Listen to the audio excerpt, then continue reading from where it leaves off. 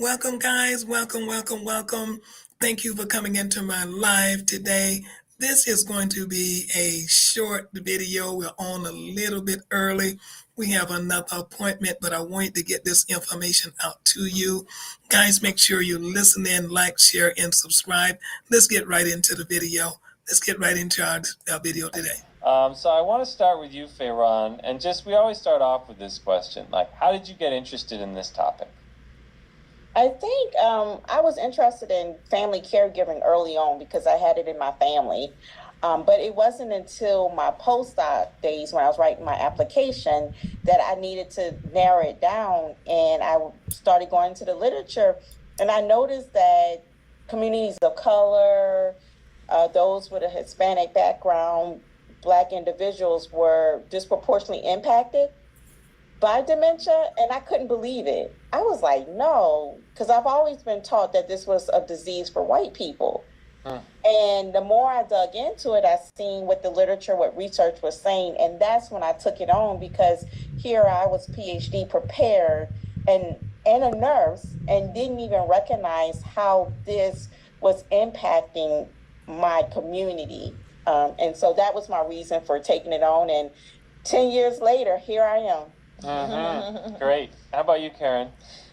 So great question. So I was always fascinated by the whole death and dying, and still am extremely fascinated by death and dying. Always anything end of life.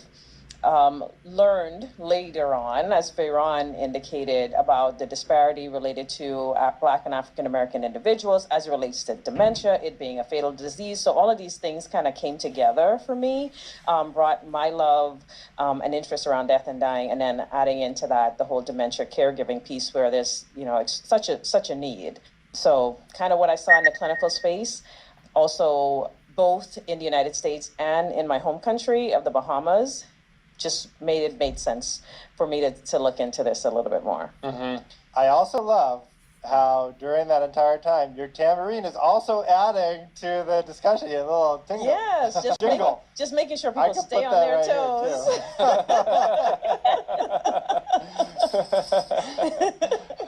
So I want to ask a follow-up question about terminology, and I think that we're always trying to use the most sensitive and inclusive and best terminology. And so I want to check in with you about your thoughts about best terminology for what you're studying. And like our title, right? Yeah, right. Is it our title? Is it African American? Is it Black? Is it? Let's start there. What are your thoughts about that? I know, Karen, we talked about this a little earlier today. Why don't we start with you, and then we'll go to Fayron. Yeah, I think the reality of it is it's whatever the person prefers. And so we would do our due diligence as researchers to ask, and for me, with the research that I'm currently conducting, when I started out, I used the term African Americans. I was told that was the most acceptable term of the day. We know that over time, terminology and the preferences around terminology changes. A lot of times with societal shifts, and I think that's something we've seen even with the most recent issues that came out, not new issues, but came to the surface with the racial reckoning that we saw in 2020 related to murders and deaths and killings and that sort of stuff, that helps to reshape how we refer to different groups of individuals in our community. But I would say it is whatever people prefer to be referred to as. As of now, with the research that I'm conducting, on the advice of my community advisory board, we are being inclusive in using the term Blacks/African Americans for my work at this time. And with the like African Americans, does that connote people who came to the United States as enslaved people, or might it also include people whose descendants are from Africa? So for the purpose of the work that I am doing, and the way I define it for this work, is anyone who is descended from sub-Saharan Africa and are currently residing in the United States. They are able to be included in this research. So whether you were born in the United States or you relocated to the United States, you are considered qualified to be a part of my research with this regard. Yeah, I like that approach too. I've been using that in my own lately, Black/African American. What about you, Fayron? Yeah, I do the same, and I think it's the person's individual their preference. But Mm-hmm. many times, how do I get the question, well, how do we even approach someone before we find out what their preference is? Because sometimes you're in a situation where you cannot ask that, and it always again, it's the environment that you're in. So if you're in an African American Methodist church, well, you may want to say African American. But for my work more recently, I've been using the term Black individuals, Black families, because it's more broader. Mm-hmm. And it's all about how that person identifies at the end of the day. Yeah.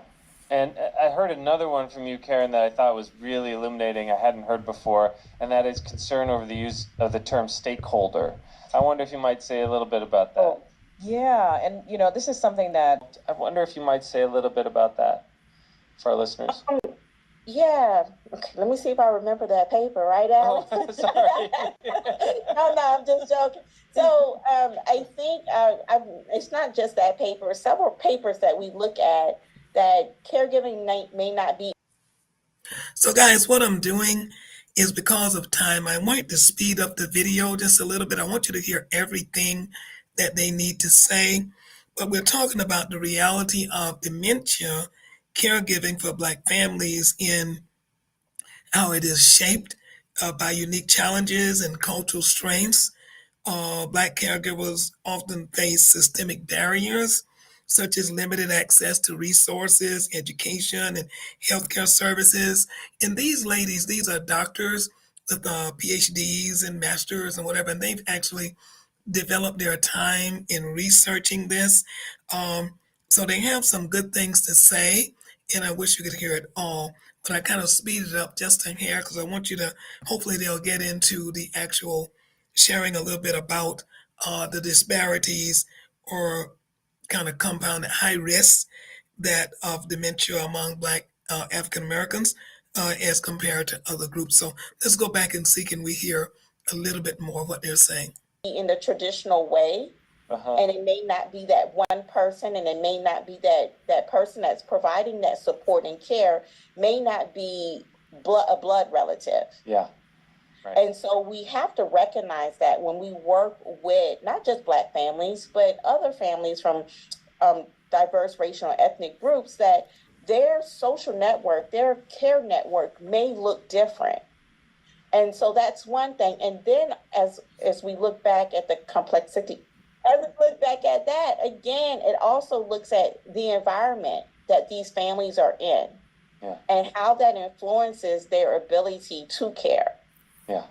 I think, Karen, you were a co-author on that paper with me, right? Yeah, and actually, for those who don't know, this paper was cited in one of the Alzheimer's Association Facts and Figures report. Oh, nice. Hey, Ron, I don't even know if you were aware, but I stumbled across that really important piece that actually came out of a GSA symposium that Fayron and I and colleagues were a part of a few years ago.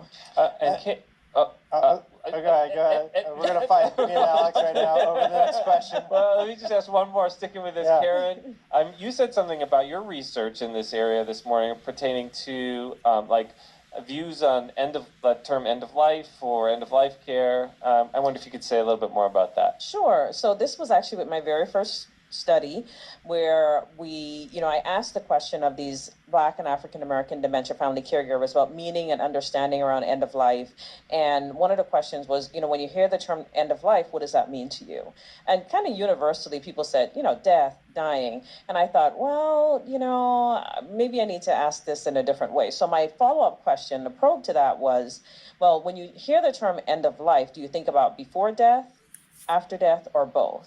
And I will tell you that even in instances where people said both, the next thing that they talked about was the after-death experience, whether or not funeral plans, burial, services, that sort of stuff were taken care of. So the disconnect there potentially with healthcare providers is, when we talk about end of life and end of life planning, we're thinking about the before death stuff, right? So whether or not somebody wants to be on CPR or ventilator, that sort of thing. But the priority for these individuals, a lot of focus, and I totally get it, is on those services and prepare, the celebration of life afterwards. And even in my own culture, we see that as being extremely important, and we should, as healthcare providers, never negate that. But if we have this disconnect, we have to be able to recognize that this is important for patients and families, although what we're trying to get at in the moment is that before death piece, because we know that something has to happen before we get to a funeral, right? And what that looks like, to some degree, by having a conversation, by documenting wishes, we can potentially influence what that looks like and what that experience is for that person who is dying, and then also for family members who are left behind.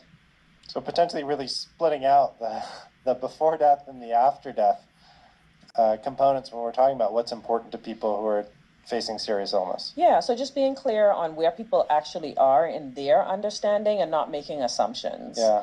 Yeah. Fayron, we're going to go back to you now. And major theme running through your work is the location of your work in faith communities and churches in particular. And I wonder if you could say something for our listeners about why that location. Why the church? Yep. Why the church? Why the church, Fayron? And so first I want to just say that I am a woman of faith and I was raised in the church. And as I started doing my research, religiosity was so important to me and I wanted to study it. I did it for my dissertation, but after my dissertation, people said, nobody's ever going to focus on that. Nobody's worried about spirituality. The church, they didn't want to hear anything. And I just kept wrong. Were they, right? And but it kept coming up in my research. As long as I was doing research with Black families, every interview, something came up about that person's faith, them attending church, their spirituality. And so I just had to take a chance and I said, you know what? I'm going to do this. I'm going to explore this. And literature shows that, especially in the Black community, the church is a cornerstone. It's also has been a haven for many years for African Americans, for Black families. This is the place where they can come. They were safe. They can have meetings. And sometimes it wasn't always about worshiping. It was after what happened after the worship experience, those meetings that took place, where they actually started movements, right? And so that's what's so important. And I feel like, well, why not go back there and make sure that our faith communities are equipped to support these families? If we're saying that Black families or Black individuals are disproportionately impacted by dementia, why not prepare the cornerstone for this? So they know how to better support their parishioners, and we can start talking about reducing the risk of dementia as well, and do brain health activities. So that is my reason for it. And Alex, and it started with I said, I just want to work with 6 churches. Let me see how this works. And 3.5 years later, I'm at 63 churches, 14 states. And so it really just shows, and I'm very excited because it shows that many of our faith leaders, people didn't think they were concerned about health and really getting on board and seeing what they can do, particularly with dementia. But they just need to know the statistics. They need to know the truth. They need to know what's happening to their parishioners, their congregation, the community. And once they realize that, they want to make a difference. Mm-hmm. And is that, so this might, just sticking with you, Fayron, for a moment here, how do you get the in? Is that how you get the in? You go to the reverend or the head of the church, and what do you say to them? I get the in all kind of ways, Alex. All kind of ways. So first of all, I would say it started off by me knowing somebody that knew a pastor, right? The neighbor was a pastor. And I'd be like, you think they'll give us their church? You think they'll open up the church for us? And so we started there. And then, of course, I went to my own pastor. And then once we started doing it and people came, then it was the community saying, I need you to meet my pastor. Yeah. And then once I meet, every church we go to, we have to meet the senior pastor or a senior faith leader. And I share the statistics. I am straight up. I give them the statistics, the alarming statistics, and they are so shocked. And that's at every conversation I share. These are the statistics. This is what's going to happen by 2030, 2050. This is what they're projecting. Projecting in terms of like what?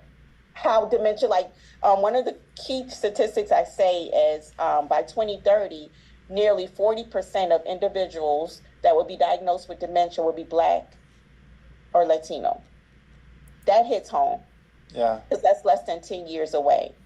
And now they want to know, well, wait, what is this? And when I start describing what dementia is, then they start reflecting and saying, of thinking about their family member, their mom who may have died and they might not have cared for her or gave her the right support because they didn't know, or the uncle that they may have locked up in the room. And these are our faith leaders that are sharing these stories with me.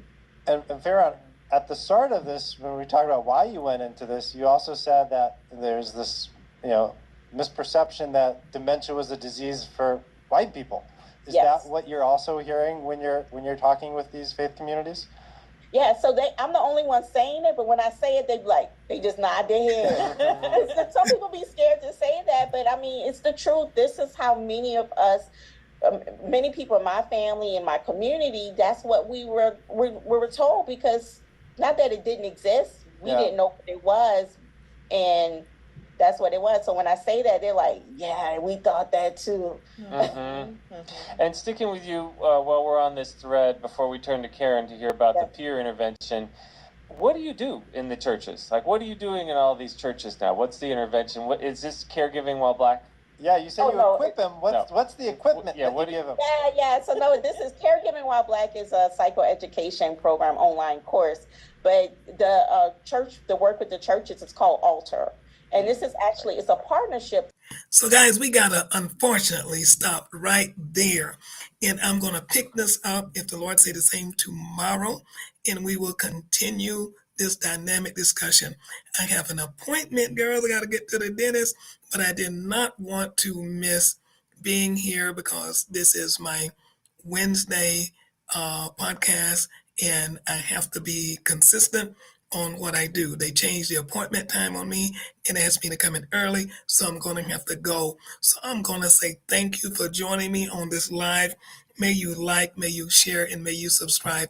And guys, any questions you may have about your loved ones, dementia, the church, whatever is going on, send it in. Send me your questions, whatever. And when we come back tomorrow, hopefully we can answer those questions and we can continue on this same topic, and we'll continue with these videos. Thank you so much. I'm going to see you right here next time, guys. This is your caregiver supporter, Queen C. Pinkston. Make sure you like, share, and subscribe.